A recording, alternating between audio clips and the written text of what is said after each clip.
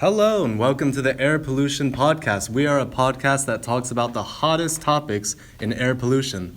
Today, our topic is methane, and to help inform us about methane, I've brought three guests on, and the first one is Justin Chan. Hello, everyone. Wase Ismail. Andrew Lum. and these three are students at the University of Maryland, College Park. They're chemical engineering seniors, and they're experts about air pollution. So, to start us off, I'd like to ask Justin to tell us a little bit more about what methane does, where it comes from. Just give us the general background of methane. Okay, there are a lot of possible methane sources, and the three major ones in the United States are natural gas and petroleum systems and usage. The second one is agriculture and fermentation usage, and the third one is landfill. Methane is a greenhouse gas which is 21 times as powerful as carbon dioxide in contributing to the climate change. Methane contributes around 10% of the total global warming. And with the sea level increasing, some of the countries will become inhabitable. Okay, thanks for that, Justin. So, now we know a lot about the effects of global warming. That's some pretty dangerous stuff. But I've heard that there's quite a few different greenhouse gases, and methane is just one of them. Could you tell me about exactly how much does methane contribute to global warming compared to those other greenhouse gases? So carbon dioxide contributes around 80% of the total global warming, and methane contributes around 10%. There are other potential health hazards of methane, methane is responsible for 50% of the rise of tropospheric ozone. And when people inhale ozone can damage our lungs. And if we inhale even relatively low amounts of them, can cause chest pain, coughing, and shortness of breath. Okay, wow, that sounds pretty bad. But by that, does that mean that methane itself, does that cause any harm to human health, or is it just ozone that we're talking about? Methane itself doesn't cause any human health harm. However, methane can react with the oxygen in the air and generates ozone, and ozone can really hurt us. Wow, okay. So that's just one part of methane, the dangers of methane. But I'd like to talk a little bit more about global warming, if you can, Justin. So, when we're talking about global warming, how serious of an issue is global warming? Basically, how long do we have until climate change is irreversible? Nathan, climate change is already irreversible, and global warming is a very severe issue because, for example, this year there's a cold wave attacking America, which is pretty serious, and the cause of it, guess what it is? It's global warming. Well, you've convinced me then. Okay, so then, let's move on to the topic of what we're already doing to deal with methane. And so to talk a little bit more about that, I'd like to move to Andrew. So can you tell us a bit more about current programs in place to reduce and remove methane? Of course, Nathan, I'd love to. So really what we first have to consider is that a lot of these methane sources from the natural gas industry actually come from leaks during, let's say, the transportation process or the storage process. So that's things like storage tanks or, storage tanks while it's being transported from refineries to wherever it needs to go.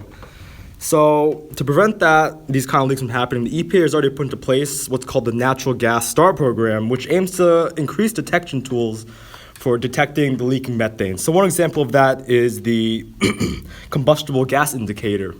And one of these advantages of a combustible gas indicator is that it can be used in confined space or really tight spaces where, let's say, really big sensors would not normally be able to be used. So by detecting where these leaks are, where they're occurring, we can easily go back in there, upgrade equipment, fix patches to make sure these leaks don't happen anymore. Okay, thanks, Andrew. So, but that was about the natural gas industry. Now, I've heard that in terms of methane sources, natural gas industry is around 29% of the total sources, and equaling that is agricultural sources, and both these are the two biggest contributors to methane. Can you tell me a little bit more about what's happening in agriculture to deal with methane, please? Yeah, thank you for bringing up that really important point. Yes, so agriculture is also, as you said, almost as equally as much of a source as the natural gas industry, except in the agriculture industry, we actually know exactly where these sources are. We don't need to use any kind of sensor to see where they are. So in agriculture, these main sources generally come from livestock, such as cows or sheep, which produce methane just from their diet. So the EPA actually implemented a very similar program, believe it or not. It's called AgStar in this case, to deal with this issue. And the biggest part of this initiative is to use biogas recovery, where farms use anaerobic digestion to try to break down the organic matter from cows and sheep to, I guess, more usable product for us and to make sure it doesn't escape into the environment and atmosphere, which we're trying to avoid in that sense. So in this anaerobic digestion, bacteria, which does not need to use oxygen, basically takes the manure and, I guess in best ways to put it, eats up the manure and converts that into biogas like pure methane. And you're probably wondering, if we're trying to avoid methane, why are we producing methane from this anaerobic digestion? And so what's very important to note that this is a airtight closed system since it does not need oxygen. So all the methane that we produce from this biogas capture can be directly sent into, let's say, a boiler or some kind of energy source to be directly used to power up whatever else kind of machines or things in the plant. So really what we're doing here is we're preventing the leaking of methane into the atmosphere, rather taking that and using it somewhere else in our system to try to recycle that back in. Okay, so that sounds pretty interesting. It's kind of like, in a way, taking the manure and turning it into a more useful resource. That is correct. Thank you, Andrew. That's very reassuring to hear that at least we have some current methods in place to deal with methane. But you know what would be more reassuring? To know that there's even more research being done. I'd like to know that we're on the cutting edge of methane removal and reduction research. So to talk more about that, I'd like to invite Wase to tell us a little bit more about what he's been learning about on the most advanced methane removal techniques. Thank you, Nathan. It's a pleasure to be here. The solution that I'm actually learning more these days is a solution called methanotrophis, which is basically a bio-trickling filtration system composed of methane-consuming bacteria. Well, that name seems pretty interesting. Can you explain how it works in removing methane from the atmosphere?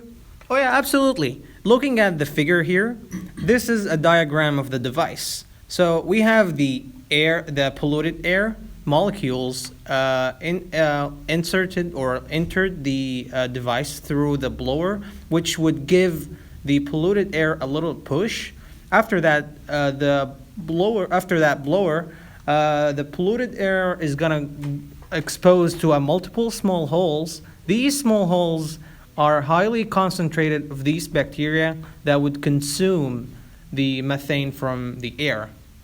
So, and lastly, the less polluted air will be like leaving the device through that outlet, the open outlet, basically. Okay, Wase, that sounds pretty interesting. So it seems like this could be used in a factory farm, for example, or a feedlot where there's a lot of cows and producing a lot of methane. For example, if we had installed one of these filters in a feedlot, how much methane could be removed from the air? Well, according to the company who developed this filtration system, this device can remove from 4.98 to 35.7 ton of methane per year, assuming a usage of typical size of the device. The dimensions of this device is 3.66 meter in diameter, and the height is 11.5 meter. Okay. We all love to know about the cutting edge, but the downside of all these new things are, of course, the cost. So tell us the real answer, Wase. How much would something like this cost? The cost of this filter range from $2,000 to $20,000. This number is per ton of methane removed. This number also, or this range also includes the capital cost as well as the operational and maintenance cost, depending on the concentration of the methane that is or the heating required for the system. Wow, that sounds pretty expensive. But thank you anyway, Wase. We've heard a lot today about global warming and methane.